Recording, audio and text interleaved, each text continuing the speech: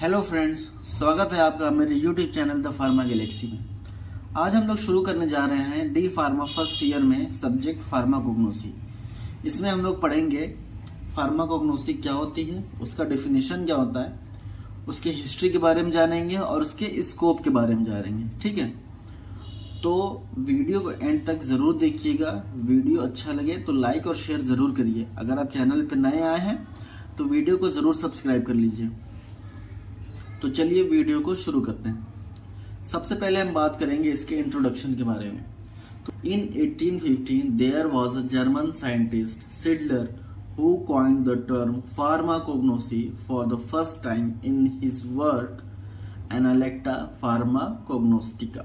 ठीक है, 1815 में एक जर्मन साइंटिस्ट थे जिनका नाम था सिडलर। उन्होंने सबसे पहले ये टर्म यूज किया था फार्माकोग्नोसी। कब यूज किया था? वो एक प्रोजेक्ट पे काम कर रहे थे जिसका नाम था एनालेक्टा फार्माकोग्नोस्टिका। उस वक्त ये फार्माकोग्नोसी वर्ड यूज हुआ था। ठीक है, अब हम समझ लेते हैं ये वर्ड आया कहाँ से, बना कैसे। ठीक है, तो ये जो फार्माकोग्नोसी वर्ड है वो ग्रीक वर्ड से डिराइव किया गया है। दो वर्ड को मिलाकर बनाया गया है। कौन कौन सा वर्ड है? फार्माकोन और गिग्नोस्को। ठीक है, फार्माकोन और गिग्नोस्को को मिलाकर यहां से डिराइव करके फार्माकोग्नोसी वर्ड बनाया गया है। इसका मतलब क्या होता है? फार्माकोन का मतलब होता है ड्रग, ठीक है, और गिग्नोस्को का मतलब होता है to acquire the knowledge of. Pharmakon का मतलब होता है ड्रग और गिग्नोस्को का मतलब to acquire the knowledge of. तो एक तरीके से हम ये कह सकते हैं कि नहीं कह सकते कि pharmacognosy means to acquire the knowledge of drug. ठीक है, अगर हम उस वर्ड को देखें कि जिस वर्ड से डिराइव किया गया है फार्माकोन और गिग्नोस्को, तो उससे हमारा ये मतलब निकल के आ रहा है कि pharmacognosy means to acquire the knowledge of drug. ठीक है, अब यहाँ पे देखिए, यहाँ पे ये चीज खत्म नहीं होती। यहाँ पे drug, to acquire the knowledge of drug, यहाँ पे मतलब ये इसमें सारी चीज आ जाएंगी कि ड्रग के बारे में हर चीज जानना है। नॉलेज ऑफ ड्रग के बारे में कोई लिमिटेशन नहीं है, हर नॉलेज। ठीक है, लेकिन शीर्ष नाम के एक साइंटिस्ट थे, ठीक है, उन्होंने इसको रिस्ट्रिक्शन देके और मीनिंगफुल बना दिया। कैसे? उन्होंने ये कहा कि इसमें जो हम प्रोडक्ट का यूज करते हैं वो सिर्फ नेचुरल सोर्स से यूज करते हैं। मतलब वो जो ड्रग जो सिर्फ नेचुरल सोर्स से हो उसी को हम इसमें यूज करते हैं और उसके बारे में जानते हैं। ठीक है, मतलब कि इसमें जो ड्रग है वो सारे ड्रग नहीं, जो नेचुरल सोर्स से ऑब्टेन किए जाते हो, सिर्फ उन्हीं ड्रग के बारे में इसमें हम स्टडी करते हैं, जानते हैं। ठीक है, नेचुरल देखिए, ड्रग दो तरीके से बनते हैं। एक तो नेचुरल हो गया, ठीक है, नेचुरल हो गया जो नेचुरल सोर्सेज से मिलते हो, मतलब कि चाहे एनिमल से मिले, चाहे प्लांट से मिले, चाहे मिनरल से मिले, चाहे किसी भी चीज से मिले, नेचुरल तरीके से मिले। ठीक है, और दूसरा होता है क्या? ये हो गया पहला नेचुरल। दूसरा हो गया क्या? सिंथेटिक, मतलब कि जो बनाया जाए। सिंथेटिक मतलब मैन मेड, जो मतलब रिएक्शन करके केमिकल प्रोसेस के थ्रू ड्रग को बनाया जाए। ठीक है, तो यहाँ पर क्या रिस्ट्रिक्शन है कि हम उसी ड्रग का स्टडी करते हैं, उसी ड्रग के बारे में जानते हैं जो नेचुरल सोर्स से ऑब्टेन करी जाती है। यहाँ पे सिंथेटिक का कोई काम नहीं है। समझ गए? ठीक है, अब देखिए, जो ड्रग नेचुरल सोर्स से ऑब्टेन करी जाए उसको हम क्या कहेंगे? Crude drug. The drug obtained from the natural source is known as crude drug. ठीक है, synthetic drug do not fall in pharmacognosy. ठीक है, इसमें हम सिर्फ क्रूड ड्रग के बारे में पढ़ेंगे, मतलब ऐसे ड्रग जो नेचुरल सोर्स से ऑब्टेन करी जाती है। आगे चल के हम पढ़ेंगे नेचुरल सोर्स क्या क्या होते हैं, कौन कौन से नेचुरल सोर्स होते हैं और उसके एग्जांपल्स क्या होते हैं। ठीक है, ये चीज हम आगे चल के पढ़ेंगे। अभी यही समझिए कि ड्रग जो नेचुरल सोर्स से ऑब्टेन करी जाए उसे हम क्या कहेंगे? Crude drug. ठीक है, यहाँ पे सिंथेटिक का कोई काम नहीं है। अब आते हैं इसके डेफिनेशन पे। ठीक है, इसका डेफिनेशन क्या होता है फार्माकोग्नोसी का?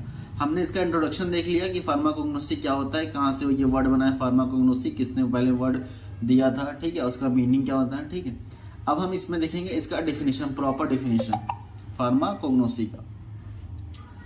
Pharmacognosy is defined as scientific study of crude drug which followings. देखिए फार्माकोग्नोसी क्या था कि it is defined as the study of drug, ठीक है। अब यहाँ पे प्रॉपर डेफिनेशन में अगर हम पढ़ेंगे तो ये हम लिखेंगे कि pharmacognosy is defined as a scientific study of crude drug which includes, ठीक है। क्या क्या चीजें हम इसमें पढ़ते हैं, ये चीज यहाँ पे मेंशन करी गई है। फिजिकल प्रॉपर्टीज हो गई, किसकी, क्रूड ड्रग की बात कर रहे हैं, ठीक है। यहाँ पे देखिए लिखा है ना, pharmacognosis defined as the scientific study of crude drug which includes, ठीक है। क्या क्या चीजें हम इसमें पढ़ते हैं, फिजिकल प्रॉपर्टी पढ़ते हैं क्रूड ड्रग की, केमिकल प्रॉपर्टी पढ़ते हैं, ठीक है। फिजिकल प्रॉपर्टी मतलब उसका कलर क्या है, शेप क्या है, ये सब, ठीक है, फिजिकल फैक्टर वगैरह। केमिकल प्रॉपर्टीज, उसमें कौन कौन से केमिकल कॉन्स्टिट्यूट पाए जाते हैं, और मॉर्फोलॉजिकल कैरेक्टर मतलब उसका, हम अगर नेकेड आई से उसको ऑब्जर्व कर रहे हैं तो उसका क्या क्या कैरेक्टर है, ठीक है। और माइक्रोस्कोपिक कैरेक्टर, माइक्रोस्कोपिक से उसको ऑब्जर्व कर रहे हैं तो क्या क्या चीजें उसमें है। बायोलॉजिकल सोर्स, किस सोर्स से वो पाई जा रही है, ठीक है, उसका बायोलॉजिकल सोर्स क्या है। और method of cultivation and collection, किस मेथड से वो कल्टीवेट करी जा रही है, किस मेथड से वो कलेक्ट करी जा रही है, ठीक है। क्या तरीका है उसको कल्टीवेट करने का, कलेक्ट करने का, और प्रिपरेशन में उसको मतलब कि मार्केट में उसको प्रिपेयर करने का, ठीक है, मार्केट में प्रेजेंट करने के लिए उसको किस तरीके से प्रिपेयर करा जाता है, और उसका थेराप्यूटिक यूज, ठीक है। ये सब सारी चीजें हम क्या इसमें कवर करते हैं फार्माकोग्नोसी में। आई होप आप सबको समझ में आ रहा होगा। अगर कोई भी डाउट हो आप कमेंट सेक्शन में पूछ सकते हैं। तो अब तक हमारा हो गया इंट्रोडक्शन और डेफिनेशन। अब बात करेंगे हिस्ट्री के बारे में, थोड़ा हिस्ट्री के बारे में जान लेते हैं, फार्माकोग्नोसी की हिस्ट्री के बारे में कि कैसे उसका मतलब कि पुराने ज़माने में कैसे पता लगाते थे कि कौन सा प्लांट किस यूज़ में है। हाँ, तो ये सब तरीका हम हिस्ट्री में उसके पढ़ेंगे। The history of herbal medicine is as old as human civilisation, ठीक है। बहुत हर्बल मेडिसिन की हिस्ट्री बहुत पुरानी है। जब ह्यूमन सिविलाइजेशन शुरू हुआ था तभी से हर्बल मेडिसिन मतलब उसके बारे में जो नॉलेज है वो अक्वायर करना लोग शुरू कर दिए थे, ठीक है। Many documents reveal that plants were used medicinally in China, India, Egypt, Greece long before the beginning of Christian era. कई डॉक्यूमेंट्स ये गवाही देते हैं कि जो प्लांट्स हैं वो मेडिसिनली यूज होने लगे थे, मतलब प्लांट का मेडिसिनल यूज होने लगा था क्रिश्चियन एरा के शुरू होने से बहुत पहले। कहाँ कहाँ हो रहा था, चाइना में हो रहा था, इंडिया में हो रहा था, इजिप्ट में हो रहा था और ग्रीस में हो रहा था, ठीक है। कब हो रहा था, long before the beginning of the Christian era, Christian era शुरू होने से पहले ही इसका मेडिसिनल यूज शुरू हो गया था। अब देखिए यहाँ पे दिया हुआ है कि किस तरीके से लोग पता लगाते थे कि कौन सा प्लांट किस यूज में है, कौन सी डिजीज वो सही कर सकती है, उसको कैसे कैटेगराइज करते थे, ठीक है, किस प्लांट को कैसे कैटेगराइज करते थे। In early period people went in the search of food and at random plants and dear part. अब देखिए पहले जमाने में जो होते थे लोग वो ऐसे ही जंगल में चले जाते थे, ठीक है, जंगल में चले जाते थे और कोई भी प्लांट ले लेते या फिर उसके पार्ट्स ले लेते और उसको खाते थे, ठीक है। अब वो क्या इफेक्ट प्रोड्यूस कर रहा है उसके हिसाब से वो उसको कैटेगराइज करते थे, ठीक है, उस प्लांट ड्रग को कैटेगराइज करते थे उसके इफेक्ट के हिसाब से, जब वो कोई प्लांट खा रहे हैं और फिर उसके पार्ट्स खा रहे हैं, ठीक है। देखिए कितने बहादुरी का काम है। हाँ, अपने जान पे खेल कर बताइए इन्होंने कितने एक्सप्लोरेशन किए हैं मेडिसिन के बारे में, कि कोई भी प्लांट खा लेते थे, जिसमें देखिए आपको पता चलेगा अगर कोई प्लांट कोई भी हार्मफुल इफेक्ट नहीं दे रहा है बॉडी को तो वो क्या कंसीडर करा जाता था, फूड में, ठीक है, उसको एज अ फूड कंसीडर करा जाता था कि हाँ ये फूड है। अगर कोई प्लांट वॉमिटिंग कॉज कर जाए तो उसे इमेटिक में इंक्लूड करते थे, ठीक है, कंसीडर करते थे। अगर कोई प्लांट डायरिया कॉज कर रहा है उसको परगेटिव में करते थे कंसीडर, ठीक है। और अगर कोई प्लांट डेथ कॉज कर जा रहा है तो उसे पॉइजन में। देख रहे हैं फ्रेंड्स कितने बहादुरी का काम है, अपने जान पे खेल कर लोगों ने मेडिसिन के बारे में जानकारी इकट्ठा करी है। न जाने कितने लोग डेथ कॉज कर गए होंगे, बताइए। तभी पता चला होगा ना कि ये चीज़ पॉइजनस है, ठीक है। तो ये सब सारे तरीके थे कि पता लगाने के कि कौन सा प्लांट किस मेडिसिन, मतलब कौन से प्लांट में कौन से थेरेप्यूटिक एक्टिविटी है। एक तरीका और था, ठीक है, एक तरीका और था, वो भी देख लेते हैं। And to explore more knowledge about medicinal use of plant, they were trying and guessing the effect of plant by treating the symptom of disease in patient, ठीक है। कोई पेशेंट जैसे मतलब कोई बंदा बीमार हो जाए, ठीक है, तो उसके बीमारी में भी लोग ट्राई करते थे, गेस करते थे, प्लांट उसको खिला के या फिर कोई भी प्लांट का पार्ट उसको खिला के ट्राई करते थे, गेस करते थे और देखते थे कि हाँ ये चीज़ खिलाने से इसको क्या प्रॉब्लम हो रही है, या फिर ये चीज़ खिलाने से इसके घाव जल्दी, मतलब कि इसके जो सिम्टम है वो जल्दी ठीक हो रहे हैं कि नहीं ठीक हो रहे, या फिर कोई इंजरी है तो क्या वो जल्दी से ठीक हो रही कि नहीं हो रही है। तो ये सब चीज़ें मतलब स्टडी करते थे, ट्राई करके गेस करके किसी पेशेंट के ऊपर, ठीक है।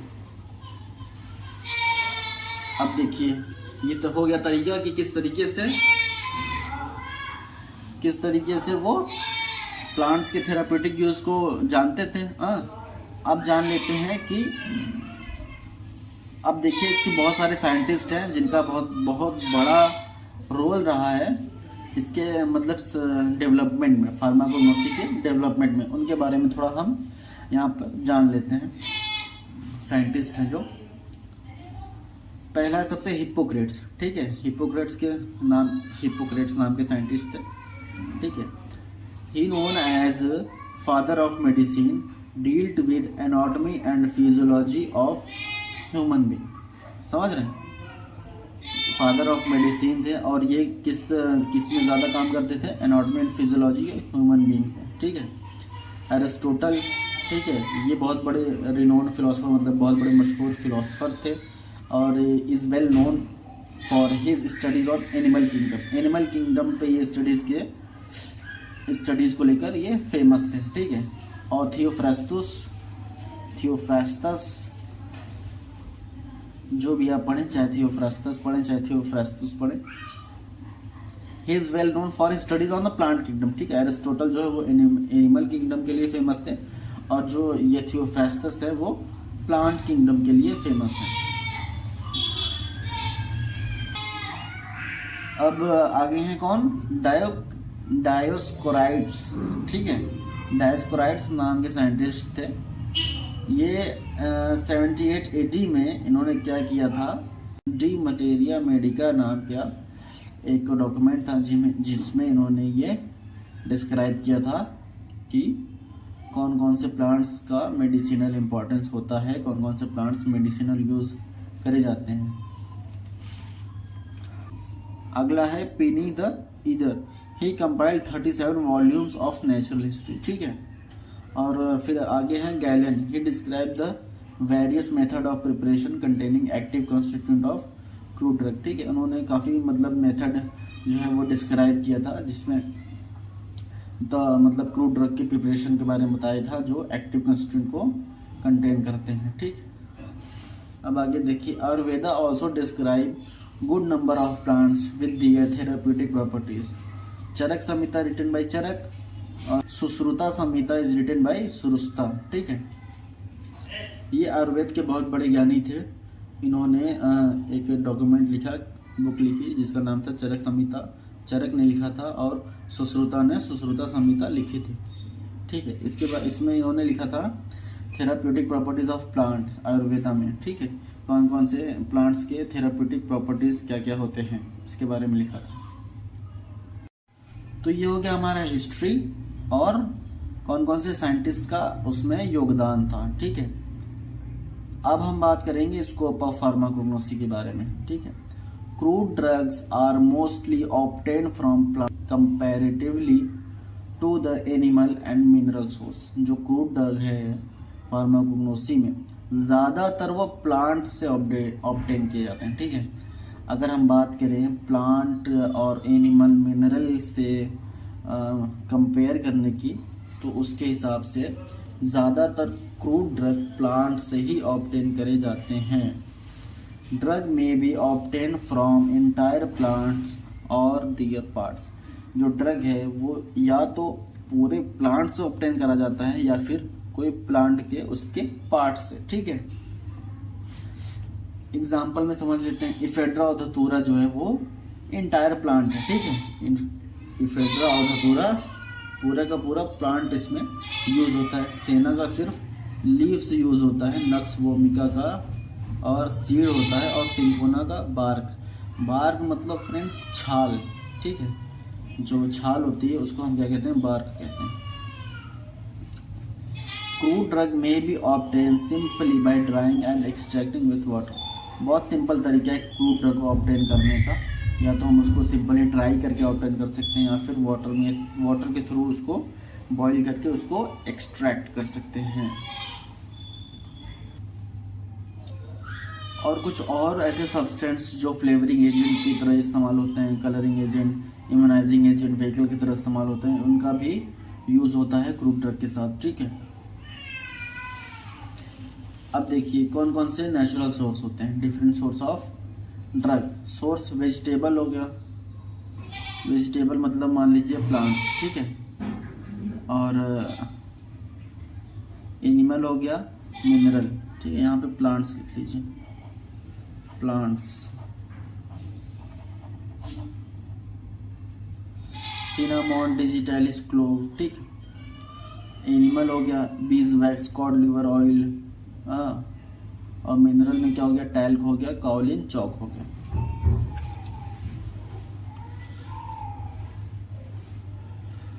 तो ये हो गया हमारा फार्माकोग्नोसी का इंट्रोडक्शन, उसका डेफिनेशन, उसकी हिस्ट्री और उसका स्कोप। ठीक है, आई होप आप सबको समझ में आया होगा। वीडियो अच्छा लगे तो लाइक और शेयर और सब्सक्राइब ज़रूर कर दीजिए। मिलते हैं अगले वीडियो में, धन्यवाद।